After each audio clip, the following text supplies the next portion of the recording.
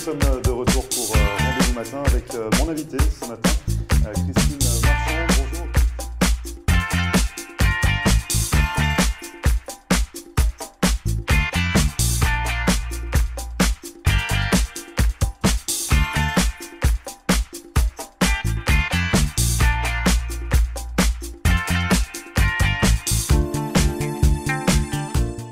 Bonjour à tous, bienvenue, merci de regarder Rendez-vous Matin pour cette nouvelle émission consacrée à l'immobilier. Aujourd'hui, je reçois Laurent Izorez qui est business broker à la tête d'un cabinet de conseil commerce Miami depuis de nombreuses années. Donc ici à Miami, on va parler de plein de conseils pour ouvrir un business sur le territoire américain. On va développer ça donc avec Laurent. Bonjour Laurent. Bonjour Greg. Alors du coup, vous êtes à la tête de ce cabinet de conseil, business broker. On peut peut-être préciser pour les téléspectateurs le rôle tout d'abord d'un business broker, parce qu'on a l'habitude d'agent immobilier ici. Oui. Alors un business broker, en fait, c'est un agent immobilier qui est spécialisé dans la vente de commerce et d'entreprise, et il sert de lien entre un vendeur et un acheteur pour que la vente, tout le processus de la vente se passe le mieux possible et que le compromis en fait soit bénéfique pour les deux parties. Et comment ça se passe en fait? Parce qu'ici, pour être agent immobilier, il y a une licence à passer, on peut être broker. Business broker, c'est une formation à côté, c'est… Encore une fois, business broker, en fait, c'est vraiment une spécialité que l'on se donne. Et on peut devenir business broker seulement quand on a une grande expérience de la vente de commerce. Et au bout de quelques années, effectivement, on peut prétendre être business broker. Et l'idéal, c'est d'être dans une association qui s'appelle notamment Business Broker de Florida et qui demande tout un tas de qualifications en fait, pour pouvoir faire partie de cette association. Donc vous êtes dans l'immobilier, dans le commerce immobilier depuis de nombreuses années, 2007, la création de Commerce Miami? Depuis 2007, effectivement, déjà. Et donc du coup, votre société Commerce Miami, qu'est-ce qu'on y retrouve à l'intérieur? Quels sont les services que vous proposez? Alors, Commerce Miami, c'est un accompagnement qui est un accompagnement clé en main pour nos clients et nous accompagnons nos clients de A à Z dans le processus en fait de leur expatriation ici à Miami, mais aussi dans toute la Floride du Sud. Donc, c'est-à-dire quels sont les services vraiment comment ça se passe? À quel moment on intervient, enfin, à quel moment vous intervenez? À quel moment on fait appel à Commerce Miami? Alors déjà, je reçois souvent un email ou un appel téléphonique. Et la première chose que nous faisons, car chaque cas est unique finalement, c'est de se rencontrer ou de se rencontrer soit par Skype, soit à mon bureau, ou quelquefois en France, et de présenter mon client à toute mon équipe en fait, et qui sont spécialisés, et qui sont experts dans le droit américain, franco-américain. Vous êtes nombreux à Commerce Miami? On est une dizaine de spécialistes. Et donc, avec nos avocats en droit d'immigration, en droit d'affaires, en droit notarial, en droit fiscal, donc on voit avec notre client la meilleure solution possible pour eux et également au niveau du visa, quel est le visa le plus adapté par rapport à leur projet. Parce que finalement, quand on veut s'expatrier aux États-Unis, on fait appel à Commerce Miami et en fait on a toutes, quand vous dites clé en main, c'est qu'on aura toutes les démarches. Oui, c'est ça, c'est-à-dire du départ, donc du conseil en amont jusqu'à la fin. C'est-à-dire qu'on commence avec nos conseils, donc généralement en France. Ouais. Ensuite, ici sur place, donc avec la création de sociétés, accompagnement pour les ouvertures de comptes bancaires et tout le processus, bien sûr, de l'achat du business et également le processus pour le visa, donc pour l'immigration. Et bien après d'ailleurs, parce qu'une fois que vous êtes ici implanté sur place, on vous aide également dans votre logement, on vous aide également à acheter votre voiture, etc. C'est vraiment un service complet pour votre assurance santé. Est-ce que tous les business brokers ont ce rôle-là, ou alors finalement c'est vraiment une particularité de Commerce Miami? Voilà, c'est vraiment une particularité de Commerce Miami et ce service-là est gratuit. Et finalement, c'est vrai que du début jusqu'à la fin du projet, on est accompagné. Vous avez des experts au sein de Commerce Miami dans tous les domaines, comme vous le dites. Oui. On a l'idée du projet, on fait appel à vous. Oui. Et on est porté par les flots jusqu'au moment où… Oui, tout à fait, parce que dans un premier temps, on vous écoute et on voit si votre projet est vraiment plausible. Et au cas contraire, on vous remet à la réalité du terrain et on essaye vraiment de trouver le meilleur compromis pour pouvoir trouver la bonne solution pour votre expatriation et votre installation ici à Miami. Et justement, quels sont les… Dans le sud de la Floride, oui. Parce que vous êtes spécialisé donc Oui, dans tout le sud de la Floride. Et justement, quels sont les cas de figure comment ça se passe quand on vous appelle? Est-ce qu'il y a des moments où vous vous dites où le projet il est un petit peu oui, exubérant ou pas réaliste? Est-ce que vous arrivez à quand même cadrer un petit peu vos clients ou alors tout est réalisable? Non, il faut cadrer nos clients, bien sûr, parce que forcément, quand vous arrivez dans un pays que vous ne connaissez pas ou pas très bien, vous avez forcément une idée.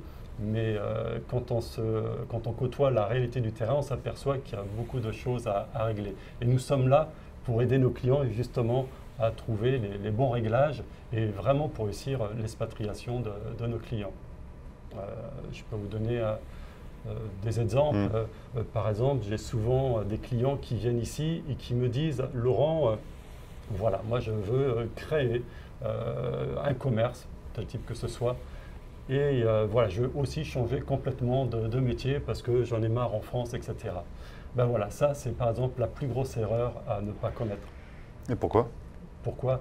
Parce que vous venez dans un pays, encore une fois, que vous ne connaissez pas. Voilà, donc votre meilleure carte, votre meilleure arme, votre meilleur atout que vous avez en main, ben, c'est votre expérience professionnelle. Donc je conseille, moi, là, de réellement d'acheter un commerce existant qui génère suffisamment de revenus pour vous vivre ici et votre famille, et un business qui correspond à vos compétences professionnelles. Et là, vous mettez vraiment toutes les chances du bon côté pour pouvoir réussir votre expatriation, votre immigration. Ouais. Donc finalement, vous dites que la création d'entreprise, c'est quelque chose qu'on doit limiter dans un premier temps. C'est pas impossible c'est pas impossible, mais il faut le faire après plusieurs années. Vous dites le bon mot, dans un premier temps. Ouais. Pourquoi? Dans un premier temps, effectivement, il est quand même plus judicieux d'acheter un commerce qui vous permet de vivre ici, de comprendre le pays, et pourquoi pas dans 3 ou 4 ans, créer votre entreprise. Et là, vous vous rendrez compte que généralement, votre idée du départ, eh bien, en fait, n'était pas adaptée au pays. Mais c'est-à-dire à quel niveau, qu'est-ce qu'il y a de différent?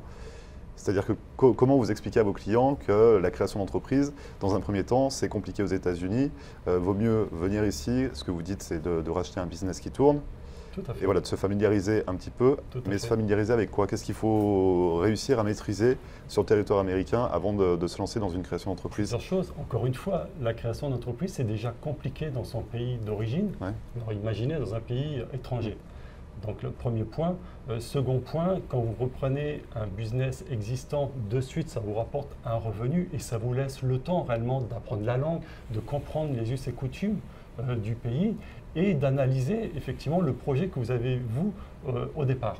C'est-à-dire en disant, voilà, maintenant je maîtrise ça, voilà, je vais essayer de voir ça, si ça fonctionne, et ça vous donne le temps de voir si ça peut fonctionner.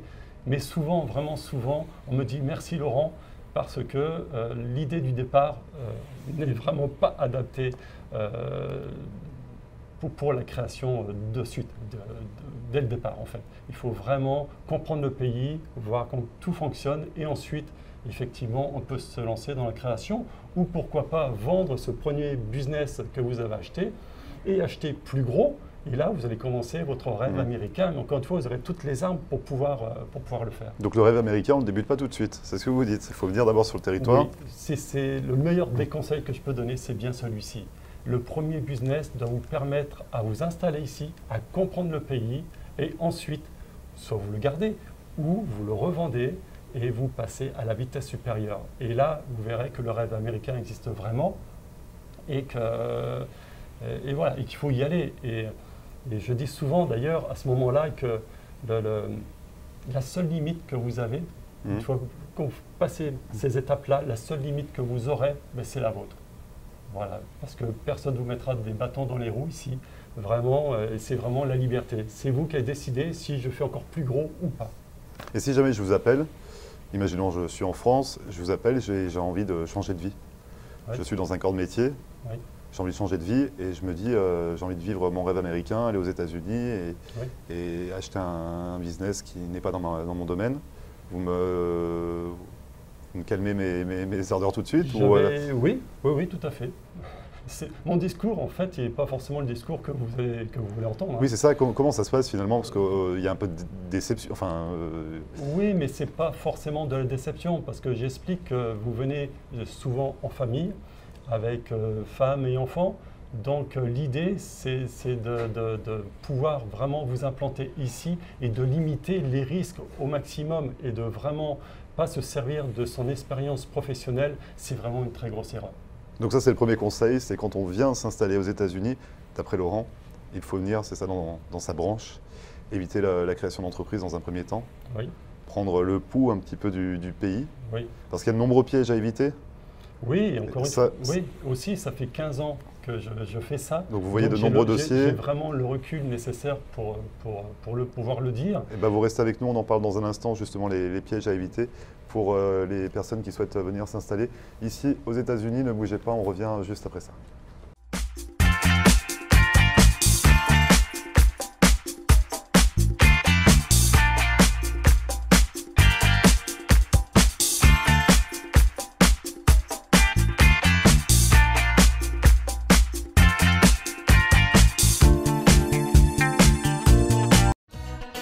Located at 13720 Southwest 88th Street is L'Lambe, Miami. Come see us for the very best in fine Haitian cuisine. Our food is always fresh and authentic. Dine in or carry out. And yes, catering is available. Come let Master Chef Yoli help you create the perfect menu for your next event. Call your order in advance. Call 305-383-0442. That's L'Lambe, Miami.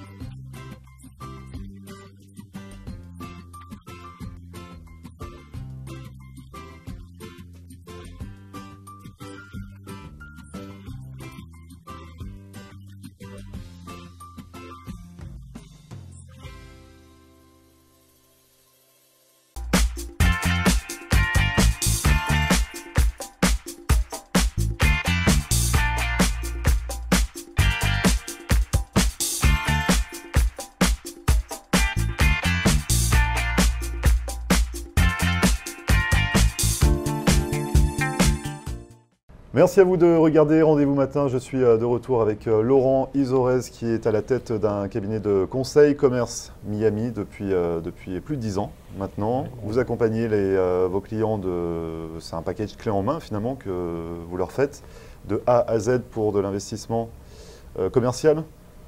Oui, surtout pour une expatriation. Oui, une expatriation réussie. Voilà, tout à fait, complète, ici à Miami et encore une fois dans la Floride du Sud. Donc on avait commencé à voir un petit peu les pièges à éviter en première partie d'émission. On va s'intéresser peut-être à d'autres domaines. Vous disiez que l'erreur à ne pas commettre, ou le conseil que vous donnez à vos clients, le conseil. C'est un conseil, c'est d'éviter la création d'entreprise au maximum. Finalement, c'est de reprendre un business existant, ça c'est ce qu'on avait expliqué. Au niveau des franchises, on est entre la création et le business existant, parce qu'on rachète une marque qui a fait ses preuves. La question est bonne, Greg. Je vous remercie. Pour…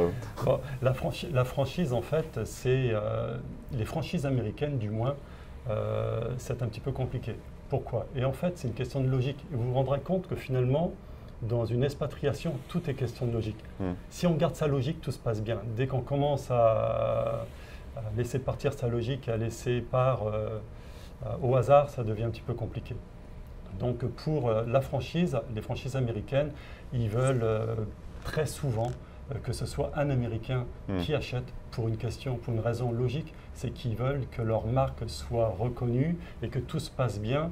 Et prendre un étranger dans leur franchise, ils se disent mais le risque est important, ils ne connaissent pas les us et coutumes d'ici et la langue, etc. Donc ils veulent éviter ça, forcément. Et les franchises de marques européennes? Là, c'est différent. Il y a d'autres franchises de marques européennes qui sont, notamment françaises, qui sont ici sur Miami et un peu partout en Floride. Donc là, on amène généralement une marque française. Donc d'avoir un acheteur de cette franchise français ou du moins francophone, ça ne pose pas de problème. Et quels sont les doutes finalement qui peuvent revenir le plus fréquemment auprès de vos clients quand ils vous contactent, quand ils vous appellent, quand ils vous demandent conseil? Est-ce que vous avez remarqué un doute en commun? Est-ce qu'il y a quelque chose qui revient généralement? En fait, je trouve qu'ils n'ont pas suffisamment de doutes. Ils sont surtout trop confiants et trop euphoriques. Et je comprends parce que vraiment, une expatriation, c'est tellement une aventure incroyable et formidable. Vous êtes bien placé pour en parler également. Mais encore une fois, on oublie souvent, souvent ils occultent un petit peu les difficultés qui sont liées à cette expatriation. Voilà. Et donc moi, j'essaye avec mon équipe. Vous avez le mauvais rôle finalement. Oui, tout à fait. Mais bon, c'est un rôle que j'aime donner des conseils. Et voilà, et vraiment j'ai les clés. J'ai les clés pour pouvoir les aider à réussir l'expatriation. Il y a un autre domaine également intéressant quand on souhaite s'expatrier, c'est le lieu où on souhaite implanter son commerce, où on décide d'aller finalement. Oui. C'est pareil, quand on est venu en repérage, on est venu passer des vacances, on n'a pas la réalité du marché, on n'a pas la réalité non plus on n'a pas toutes les cartes en main. Quand on vous appelle et qu'on vous dit par exemple, si je viens aux États-Unis, c'est Miami Beach, South Beach, rien d'autre. Oui, bien sûr, c'est ce qu'on me dit pratiquement tout le temps. Ah, je veux vivre à Miami. Alors ensuite, tout ça, ça va dépendre du projet, bien sûr, mais aussi surtout du budget. Parce que le budget nécessaire pour faire son expatriation à Miami Beach et à Fort Lauderdale ou à West Palm Beach est complètement différent. Donc suivant le budget et suivant ce que veut faire le client, je vais les diriger dans diverses régions. Et justement par rapport au budget, est-ce qu'il y a des...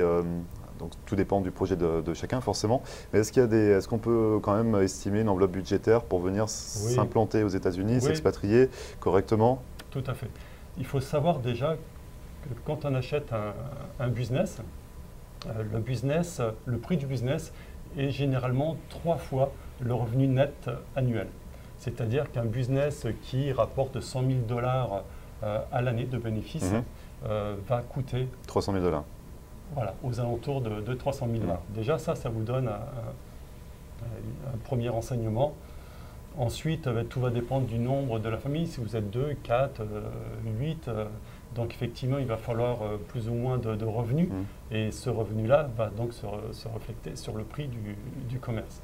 En général, pour une famille, un couple avec 2 enfants, il faut que votre business vous rapporte un minimum de 70 000 $, entre 60 et 70 000 $, ce qui va vous permettre réellement de vous installer et de vivre correctement. En dessous, c'est un petit peu compliqué. Donc tout ça également, vous avez des experts qui conseillent vos clients? Bien sûr. Pourquoi? Parce qu'il n'y a pas que le commerce, il y a aussi tout ce qui est à côté, l'assurance vie, l'achat de la voiture. Oui, parce qu'on n'y pense pas, mais ça coûte très cher la santé, l'assurance voiture, bien sûr, toutes les assurances à côté. Les assurances, voiture également. Donc il y a tous les à côté qu'il faut bien prendre en compte, qu'il faut budgéter dans son projet. J'ai coutume de dire qu'il vous faut également 6 mois, au moins 6 mois, voire 1 an si c'est possible, mais d'argent de côté. Oui, pour subvenir à ses besoins au cas où il y a un problème, qu'il y a un imprévu, quelque chose à réparer, une panne, une casse. Pour ne pas avoir une clé Damoclès sur la tête. On a donc parlé budget, mais on n'a pas répondu à ma question. Moi qui ai envie de m'installer à Miami Beach, qu'est-ce que je fais? Pourquoi pas Miami Beach, justement? Oui, mais je vais me poser la question, ok, vous voulez venir à Miami Beach, que voulez-vous faire à Miami Beach? Connaissez-vous Miami Beach? Vous êtes déjà venu ici juste en vacances? En vacances, la plage, les palmiers, il y a des commerces, il y a de la vie, donc pourquoi pas... Quelles sont vos compétences professionnelles? Bon, on va arrêter de me poser des questions, c'est moi qui pose les questions. En fait, toutes ces questions me permettent de dire oui, vous pouvez prendre un commerce et vivre à Miami Beach ou non. Parce que si vous me dites, ah ben, Laurent, moi je veux faire des poulets grillés, des poulets grillés. Des poulets grillés. Ça c'est l'anglais. Des poulets grillés dans le monton de la rôtisserie, sur le devant de la route, comme on trouve au Cap d'Agde ou à Sète ou je ne sais où, dans le sud de la France. Non, ça ne va pas être possible. Voilà, donc en fait, tout dépend, vraiment chaque cas est unique et suivant le cas de chacun, on va lui donner vraiment les bons conseils avec toute mon équipe pour pouvoir réussir votre projet. Mais sinon, si c'est un commerce, on va dire, plus courant, on va éviter la rôtisserie, mais si on parle d'un restaurant traditionnel, d'un salon de coiffure… Attention, un restaurant traditionnel, donc on va revenir aux questions. Ne me posez pas de questions. Voilà, non, travaillez-vous dans la restauration, mais la restauration traditionnelle, c'est-à-dire que là, il va falloir vous maîtriser une brigade, il va falloir que vous saviez ce que c'est qu'un piano ou un chinois, etc. Donc, si vous êtes professionnel dans la restauration, là, je vais vous dire oui, bien sûr. Mais par contre, si vous me dites non, moi je vais acheter un restaurant et puis juste le gérer comme ça, ça va être un peu compliqué parce que même si vous avez les moyens d'acheter ce restaurant, les managers vont vite voir que vous ne connaissez pas vraiment le métier et c'est un petit peu compliqué pour vous. Donc en fait, Commerce Miami, on est là vraiment pour vous donner, vous ouvrir les yeux. Et réellement, encore une fois, le premier business que vous allez acheter n'est pas forcément celui que vous allez garder, mais c'est surtout celui qui va vous permettre de vous implanter ici et de comprendre les rouages et comment ça fonctionne. Après, il sera toujours temps, dans 2, 3, 4 ans, de faire sa propre création. Voilà, de revendre ce business et pourquoi pas faire sa propre création, etc. Mais là, encore une fois, vous aurez toutes les cartes, tous les atouts dans vos mains. On l'aura compris, vous serez bien encadré auprès de Commerce Miami. Justement, Laurent, comment on peut vous contacter pour faire appel à vos services ? Par Internet, sur mon site web qui est www.commercemiami, commerce avec un S, miami.com, ou par téléphone sur mon cellulaire qui est le 786 663 48 40. Et là, je vous réponds personnellement. Très bien. Pour un premier contact. Dans tous les cas, les informations s'affichent juste en bas de l'écran. Merci beaucoup, Laurent Izorez, d'être venu nous donner tous ces conseils. Merci, Grégory.